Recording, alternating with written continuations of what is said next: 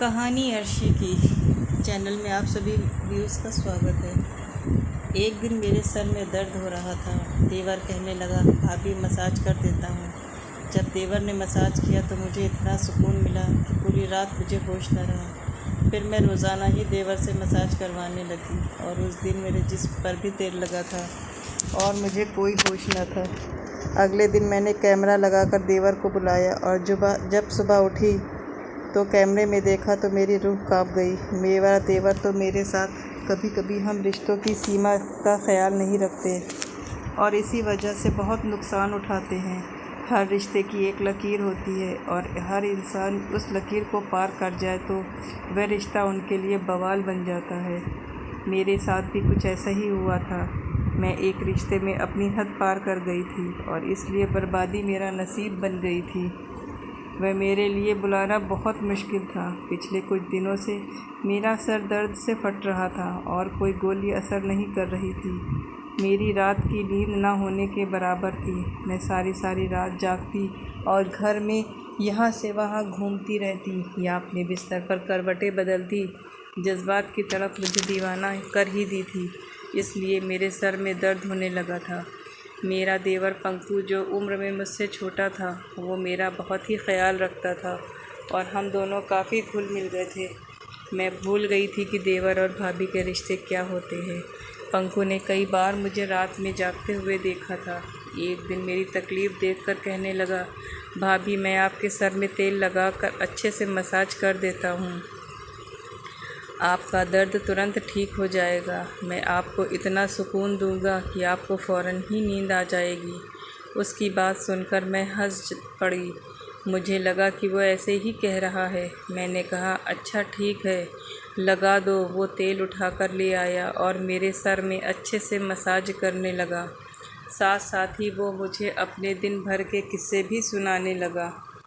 उसकी उंगलियां तेज़ी से मेरे सर में हरकत कर रही थी और मुझे बहुत सुकून महसूस हो रहा था। उसने मेरे कंधों को भी अच्छी तरह से दबाया और बहुत नरमी से मेरे कंधों को दबा रहा था। मैं रोज़ाना रात को चाय पीने की आदत थी। एक पंकु मेरे लिए चाय भी खुद ही बनाकर लाता था। मालिश करवाने के बाद मैंने पंकु के साथ चाय पी और सोने लेट गई। मुझे ऐसी नींद आई कि मैं सुबह ही उठी। सच में पंकु की मसाज में तो एक जादू था। मुझे बहुत ज़्यादा सुकून महसूस हो रहा था। काफ़ी दिनों के बाद मुझे इतनी गहरी नींद लगी थी। सुबह उठते ही मैं नहाने के लिए वॉशरूम में गई तो मुझे बहुत हैरत हुई जब मैं अपने जिस्म पर कहीं कहीं तेल लगा हुआ देखा। शायद मैं नींद में अपने सर पर हाथ लगाने के बाद जिस्म पर भी लगा लिया होगा। मैं दिन भर अपने कामों में लग गई। नींद पूरी होने की वजह से मेरे सर का दर्द पूरी तरह से गायब हो गया था। मेरी शादी को 1 साल बीत चुका था और यह 1 साल मैंने बहुत ही अच्छे से गुजारा था। जब मैं इस घर में दुल्हन बनकर आई थी तो मेरा देवर पंकु 16 साल का था। पंकु के अंदर बहुत ज़्यादा बचपना था और वो मुझे बिल्कुल भी मेरे छोटे भाई जैसा लगता था। मेरे पति ने मुझसे कहा था कि उसके पिता बहुत जल्दी ही इस दुनिया से चल बसे हैं, जिसकी वजह से पंकु को बाप का प्यार नहीं मिल सका। उसकी माँ भी पंकु पर और घर पर बहुत कम ध्यान दिया करती थी और मेरे पिता तो यहाँ रहते ही नहीं थे। इसलिए अरहान ने मुझसे कहा कि मैं अब सबसे ज़्यादा पंकु का ख्याल रखूं। मैंने अरहान से वादा किया था कि मैं पंकु को बिल्कुल भी अपने बच्चों की तरह रखूंगी और मैंने अपना वादा पूरी तरह निभाने की कोशिश भी की थी। मेरे पति अरहान दूसरे शहर में नौकरी करते थे और वो महीने में 4 दिन के लिए ही वापस आते थे। बाकी सारा वक्त मैं अपने छोटे देवर पंकु और अपनी सास के साथ गुजारती थी। पंकु अब एक 17 साल का लड़का था जो जवान हो रहा था। वो मुझसे उम्र में 4 साल ही छोटा था और इसलिए हम दोनों के दरमियान बहुत अच्छी दोस्ती हो गई थी। मैं उसकी हर छोटी से छोटी बात का भी ख्याल रखती थी। वो कॉलेज से आते ही भाभी भाभी कहता मेरे आगे पीछे घूमने लगता। अरहान के यहाँ ना होने की वजह से मेरे छोटे बड़े काम सब के सब पंकु को ही जिम्मेदारी थी। पंकु कॉलेज से आने के बाद मेरे काम कर देता और उसके बाद मेरे ही साथ सारा वक्त गुजारता। पंकु के साथ रहते रहते मैंने एक बार शिद्दत से महसूस की कि वह अरहान को पसंद नहीं करता था, बल्कि उसका ज़िक्र आने पर वह खामोश हो जाया करता था या फिर बात ही बदल दिया करता था। मैं उससे जानना चाहती थी कि उसे अरहान से क्या तकलीफ़ है, लेकिन मैं कभी यह सवाल नहीं कर पाई और बहुत समय के बाद मुझे इसका जवाब मिल गया। अरहान की अम्मा सारा दिन मोहल्ले में घूमती फिरती और शाम होते ही जल्दी सो जाया करती। अगले दिन सुबह सवेरे ही वह फिर मोहल्ले में निकल पड़ती, इसलिए मुझे कभी भी उनकी तरफ से कोई तकलीफ़ नहीं थी। ज़िंदगी बहुत अच्छी गुज़र रही थी, लेकिन अरहान के बग़ैर मुझे रात भर नींद नहीं आती थी और मैं सारी रात करवटें बदल बदल कर गुजारती। कभी कभी तो मेरा दिल चाहता कि मैं अरहान के पास ही चली जाऊं, लेकिन ऐसा फ़िलहाल मुमकिन नहीं था, इसलिए मुझे सर में दर्द रहने लगा। पंकु को मालूम था कि मेरे सर में दर्द है, इसलिए वह पहले तो मेरे लिए दवा लेकर आया करता था, लेकिन एक दिन वह कहने लगा कि आप कब तक सर दर्द की दवाई खाएंगी? इससे तो अच्छा यह है कि मैं आपका मसाज कर देता हूँ, आपको बहुत सुकून मिलेगा। मैंने पंकु से कहा कि मसाज करने से बेहतर है कि कुछ दिन के लिए मुझे अपने भाई के पास भिजवा दो, मैं खुद ही ठीक हो जाऊंगी। मेरी बात सुनकर पंकु कहने लगा कि अगर आप चली जाएंगी तो मेरा क्या होगा? मैं तो आपके बगैर नहीं रह सकता हूँ। उसकी बात सुनकर मैं ज़ोर ज़ोर से हंसने लगी। वो मुझसे इसी तरह की बातें किया करता था। पंकु को वाकई ही मेरी बहुत ज़्यादा आदत हो गई थी। हम दोनों अक्सर ही घूमने के लिए बाहर चले जाते। वो रात को मेरे लिए आइसक्रीम ले आता और हम दोनों मिलकर रात तक एक साथ मूवी देखते। मैं पंकु की पढ़ाई में भी बहुत ज़्यादा मदद किया करती थी। वह मुझसे बेझिझक अपना हर तकलीफ़ बताता था। मैंने पंकु के साथ ख़रीदारी के लिए जाती थी। वो मुझे बहुत ही मॉडर्न और फैशनेबल कपड़े लेने पर मजबूर करता। घर में तो वो मुझे तो दुपट्टा भी नहीं लेने देता था। मैं जब भी दुपट्टा लेकर काम करती तो मेरा दुपट्टा खींचकर एक तरफ से कर देता और कहता, आप इसे इतनी गर्मी में पहनकर काम करती हैं। वो हर बात में मेरी बहुत ज़्यादा फ़िक्र करता था। उसको हल्के रंगों के कपड़े बहुत पसंद थे और इसीलिए मैं जब भी उसके साथ बाज़ार जाती तो मुझे हल्के रंगों के कपड़े दिलाता और उनकी सिलाई भी बहुत ही फैशनेबल करवाता। उसे मेरे कपड़ों में बहुत ज़्यादा दिलचस्पी थी। मैं अक्सर ही उसे कहती थी, उसकी बीवी तो बहुत खुशनसीब होगी जो उसका पति उसे अपनी पसंद से कपड़े डिज़ाइन करवा कर देगा। वो मेरी बात सुनकर कहता कि फ़िलहाल तो आप बहुत खुश नसीब हैं जो मैं आपके लिए इतनी मेहनत करता हूँ। और वाकई में मैं बहुत ही खुशनसीब थी, क्योंकि मुझे उसने कभी भी किसी काम के लिए मना नहीं किया था। वह मेरी तमाम जोड़ों में गहरे गहरे डिज़ाइन वाले गले बनवाता, बड़ी बड़ी चौक बनवाता जिनसे अक्सर मेरी कमर तक झांकने लगती, और कमीज़ इतनी चुस्त होती कि कभी कभी मुझे सांस लेना भी दुश्वार होना महसूस होता था। लेकिन पंकु को ऐसे कपड़े बहुत पसंद थे। मैं उसे अपने बच्चों की तरह रखती थी, इसलिए कभी भी उसकी पसंद का जोड़ा पहनने में के लिए मना नहीं करती थी। हल्की गुलाबी रंग का जोड़ा पहने एक दिन मैं किचन में काम कर रही थी। गर्मी बहुत ज़्यादा थी और मेरा पूरा जिस्म पसीना पसीना हो रहा था। मेरे लिबास से सब कुछ साफ साफ नज़र आ रहा था और मैं बिना दुपट्टे के जल्दी जल्दी खाना पकाने में मगन थी। तभी जब अचानक ही वह पीछे से चला आया और मुझे देखकर कहने लगा कि आज तो आप बहुत हॉट लग रही हैं। उसकी इस बात पर मैं तो शर्मिंदा ही हो गई थी और जल्दी से अपना दुपट्टा ढूंढने लगी। तभी वो कहने लगा कि मैं तो मजाक कर रहा था भाभी, आप आराम से अपना काम करें। और वो किचन से निकल गया। अरहान मुझसे मिलने के लिए आते तो उन दिनों पंकु मुझसे बहुत ही कम बात करता और सारा वक्त पढ़ाई में मगन रहता। अरहान बहुत खुश होते कि पंकु बहुत मेहनत से पढ़ाई कर रहा था और मैं भी उन दिनों अरहान के साथ इतनी मगन होती कि मुझे पंकु का बदला हुआ रवैया भी महसूस न होता। अरहान बस 4 दिन ही मेरे साथ गुजार कर वापस चले जाते और पंकु फिर मेरे साथ पहले की ही तरह पेश आता। वो मेरे मामले में बहुत ज़िद्दी सा हो गया था। वो चाहता था कि मुझे कुछ भी कहे मैं फ़ौरन उसकी बात मान लूँ। उसके दोस्त के भाई की शादी थी और वो मेरे पीछे लग गया था कि मैं भी उसके साथ चलूँ। पहले तो मैंने मना कर दिया, लेकिन जब उसका उतरा हुआ चेहरा देखा तो मजबूरन में मुझे मान गई। लेकिन मैं सोच रही थी कि उसके दोस्त के भाई की शादी है, मैं जाकर क्या करूँगी। लेकिन वहाँ जाकर मुझे बड़ी हैरानी हुई। पंकु के सभी दोस्त मुझे बहुत अच्छी तरह से जानते थे और इस तरह मिल रहे थे जैसे हम बहुत बार मिल चुके हैं। पंकु का एक दोस्त कह रहा था, पंकु हर वक्त आपका ही जिक्र करता है, आपकी बहुत तारीफ़ करता है। वो सब मुझसे मिलने की ख्वाहिश करते थे और मुझसे मिलकर बहुत खुशी हुई थी उन्हें। वापसी पर मैंने पंकु से पूछा कि तुम अपने दोस्तों से मेरे बारे में ऐसी कौन सी बातें करते हो जो सब मुझे इतनी अच्छी तरह पहचानते हैं। पंकु कहने लगा, आप तो मेरी सब कुछ हैं, मैं हर वक्त आपकी ही बात करता हूँ। उस वक्त मैं पंकु की बात का मतलब समझ नहीं पाई, लेकिन जिस दिन मुझे उसकी बात का मतलब समझ आया, मेरे कदमों तले से ज़मीन निकल गई। पंकु रोज़ रात को मेरा मसाज करने लगा और मैं सुकून की नींद सोने लगी।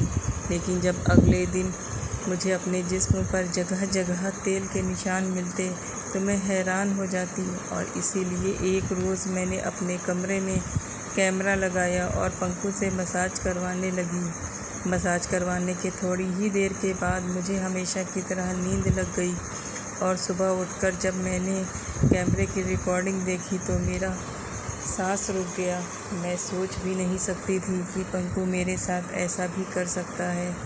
मैं तो पंकु पर बहुत ज़्यादा भरोसा करती थी और उसे अपना छोटा भाई समझती थी, लेकिन उसने तो देवर भाभी के रिश्ते का लिहाज भी न रखा। वीडियो में पंकु मेरा अच्छी तरह मसाज कर रहा था और फिर वो मेरे लिए चाय बनाकर लाया और चाय पीने के बाद पंकु कमरे से निकल गया और मैं सोने के लिए लेट गई। थोड़ी ही देर बाद मुझे इतनी गहरी नींद आ लग गई कि पंकु कमरे का दरवाज़ा खोलकर दोबारा अंदर आया और मैं दरवाज़ा खुलने की आवाज़ पर भी न उठी। उसने अंदर आने के बाद कमरे का दरवाज़ा लॉक किया और मेरे करीब चला आया। उसके बाद जो कुछ मैंने देखा, मुझे अपनी आँख पर यकीन न आया। पंकु कुछ देर तो खामोशी से बैठा रहा, मुझे देखता रहा। उसके बाद अपनी उंगलियों से मेरे चेहरे को छूने लगा। उसने अपना मोबाइल फ़ोन निकाल कर मेरी बहुत सारी तस्वीरें खींची और उसके बाद उसने धीरे धीरे मेरी कमीज़ को मेरे बदन से अलग कर दिया। तेल की वो शीशी जो वो मसाज के लिए लाया था, कमरे में ही रखी थी। उसने अपने हाथों में तेल लिया और मेरे जिस्म का मसाज करने लगा। मैं बेहिजाब से उसके सामने पड़ी थी और वो मेरे जिस्म पर अपने हाथों को मल रहा था। थोड़ी देर के बाद उसने अपने होठों से मुझे चूमना शुरू किया और उसके बाद वो अपनी तमाम हदें पार करता चला गया। उसने हम दोनों के बीच मौजूद तमाम दीवारों को गिरा दिया था। वो जज्बात में इस कदर आगे निकल गया था कि कई घंटों तक वो मेरे ऊपर हावी रहा।